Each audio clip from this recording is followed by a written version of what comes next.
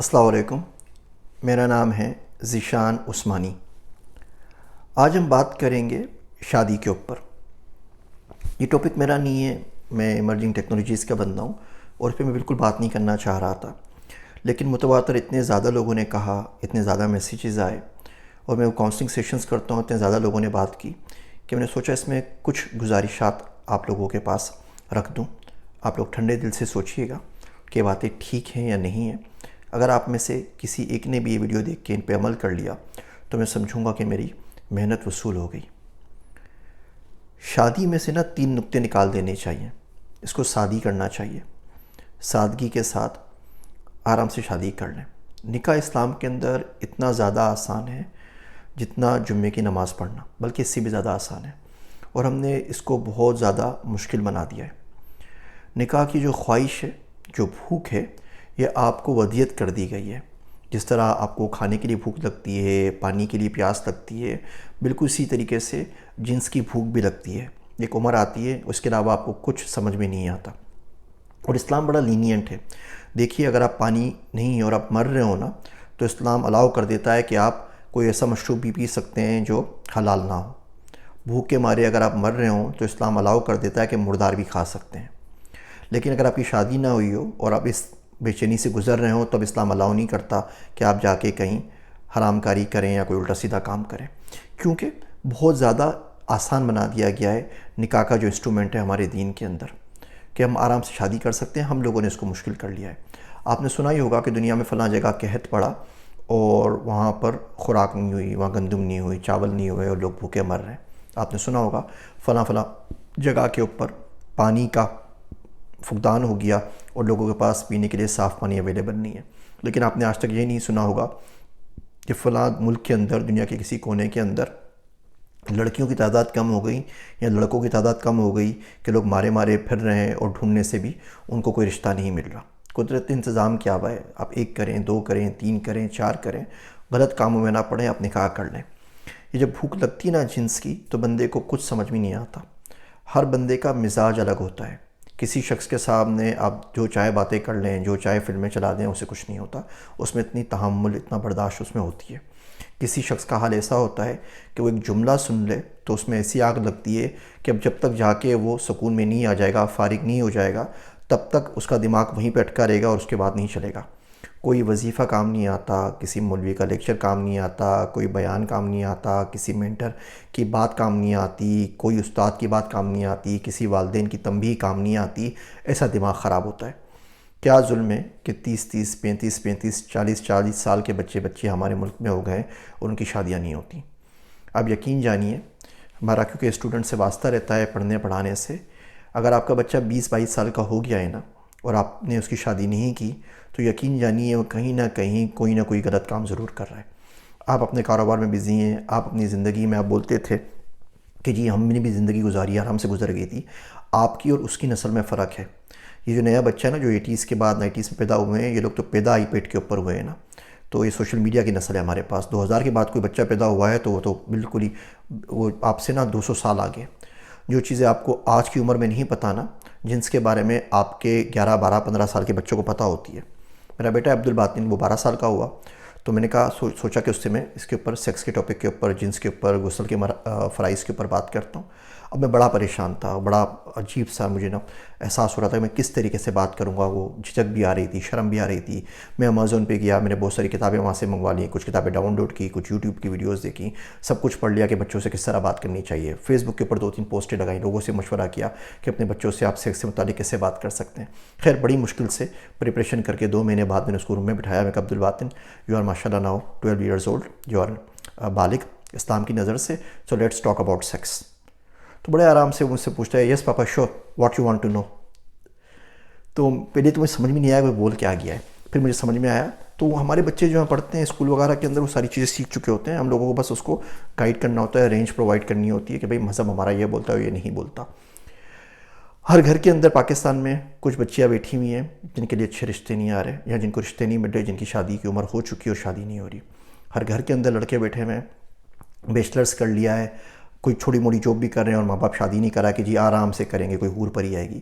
اتنی زیادہ ریسٹرکشنز لگا کیوں دی ہیں؟ میں شدید خلاف ہوں جو لوگ شادیوں پہ جا کے شادی ہال کی اور تصویریں لگا رہے ہوتے اپنی شادیوں کے.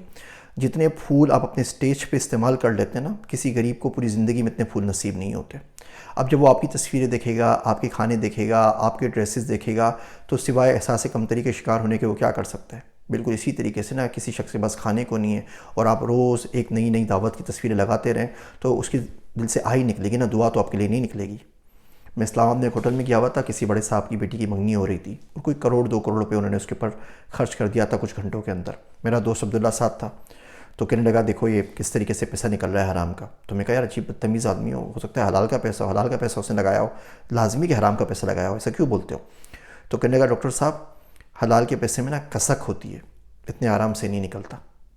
خیر بعد میں جا کے پتہ یہ لگا کہ وہ صاحب کے کوئی اتنے زیادہ اچھے معاملات تھے نہیں، اللہ آسانی کرے ان کے اوپر.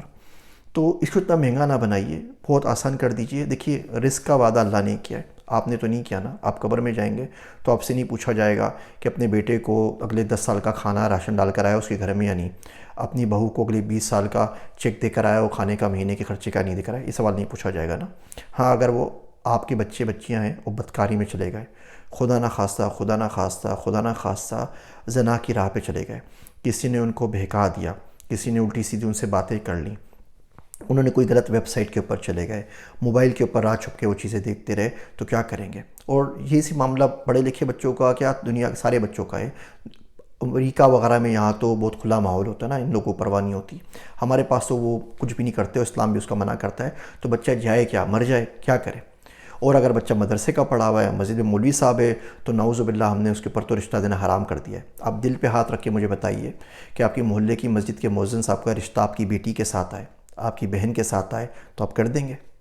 بالکل بھی نہیں کریں گے. مولوی کو بیٹی دینا تو دور کی بات، مولوی کے بیٹے تک کو نہیں دیتے، بھلے پڑھا لکھا ہو کہ نہیں جی سسر صاحب آئیں گے بولیں گے نماز پڑھانے جانا ہے اور وہ ٹوپی شوپی باندھ کے آئیں گے تو لوگ کیا کہیں گے؟ تو وہ سارے کے سارے لوگ کہاں جائیں؟ پاکستان میں یوتھ کی بہت بڑی پاپولیشن ہے، میں پہلے بتا چکا ہوں آپ کو. 138.2 ملین یوتھ ہے پاکستان میں، تقریباً 14 کروڑ بچے ہیں 15 سے 29 سال کے درمیان. آپ جغرافیکلی ڈسپرس کریں تو 46 بچے بنتے ہیں پر مائل. اب ظاہر بات ہے کیٹو پہاڑ پہ تو کوئی نہیں رہ رہا، دریائے سندھ پہ بھی کوئی نہیں رہ رہا، اربن اور رورل کا بھی الگ فرق پڑتا ہے. تقریباً 232 بچے بنتے ہیں. یہ کنوارے اور کنواریاں ہیں جو فی میل پاکستان میں اویلیبل ہیں. یہ کدھر جا کے مرے آپ مجھے بتائیے اگر آپ ان کی شادیاں نہیں کروائیں گے تو. آپ ان کی شادی کروا دیجئے، آپ نہیں افورڈ کر سکتے، بچہ اپنے پیروں پر نہیں کھڑا ہوتا، آپ لات مار کے نکال دیجئے. بھوکے مر جائیں گے نا، بھوکے مریں گے، اس کا گناہ آپ کو نہیں ملے گا، لیکن کم سے کم جو بدکاری کریں گے اس کے گناہ سے تو بچیں گے نا، وہ بھی بچیں گے اور آپ بھی بچیں گے. اور اگر آپ دیکھیں تو اب یہ افورڈ کر سکتے ہیں. یہ صرف ایک جھوٹ ہے کہ شادی ہو گئی تو افورڈ کیسے کریں گے. آپ 4 بندے کھانا کھاتے ہیں تو 5واں بندہ آپ کے ساتھ کھانا نہیں کھا سکتا. جو لڑکی آئے گی وہ کوئی کتنا کھانا کھا لے گی جو آپ کو بہو لانا اتنا بھاری پڑ رہا ہے. جس گھر میں بچہ رہ رہا ہے، جس کمرے میں رہ رہا ہے، اسی بیڈ پہ اس نے سونا ہے نا، اس کے لیے الگ سے کوئی محل تو آپ نے تیار نہیں کرنا نا.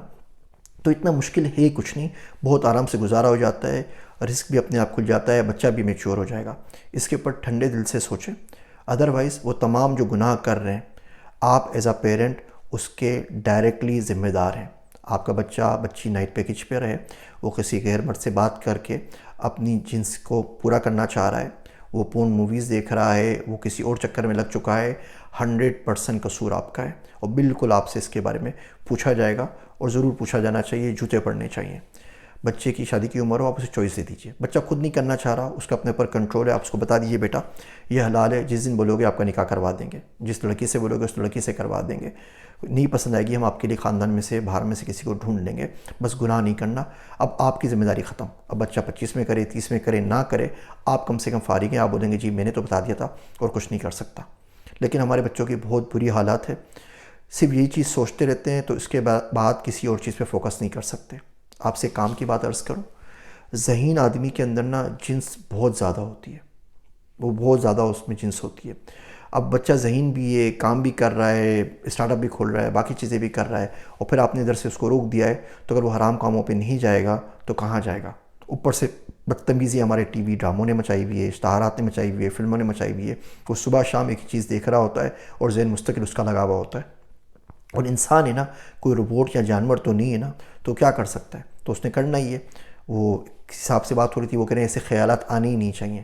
تو میں کہا مولوی صاحب ایسے خیالات تو آتے نا انسان ہے. جب بچوں کو ایسا خیال آتا ہے وہ بولتا ہے یہاں تو میں جا کے ایک کروں یا کسی بندے کے 2 ٹکڑے کروں، مساوی برابر برابر میں سے. آنے نہیں چاہیے. کون سی بات کرنا ہے آپ کے لیے؟ بات کہنا آسان ہے کیونکہ آپ کی عمر 90 سال ہے. کسی دن جا کے 20 سال والے بچے سے بات کریں نا، پھر وہ آپ کو صحیح طریقے سے جواب دے گا کہ آپ کے بیان کا مطلب کیا ہوتا ہے. تو میں یہ نہیں کہہ رہا کہ آپ کسی سے بدتمیزی کریں، لیکن ٹھنڈے دل سے اس کو سوچیں ضرور. ادروائز یہی بچے باہر چلے جائیں گے، کسی کو بھگا کے لے کر آ جائیں گے، کسی اور سے شادی کر لیں گے، اور پھر جگ ہسائی کا باعث بنیں گے آپ کے لیے بھی، اس بچے کے گھر والوں کے لیے بھی، اور اپنے لیے بھی. امید ہے یہ تلخ باتیں کبھی نہ کبھی زندگی میں آپ کو ضرور سمجھ میں آ جائیں گی. میں ہوں آپ سب کا ذیشان عثمانی.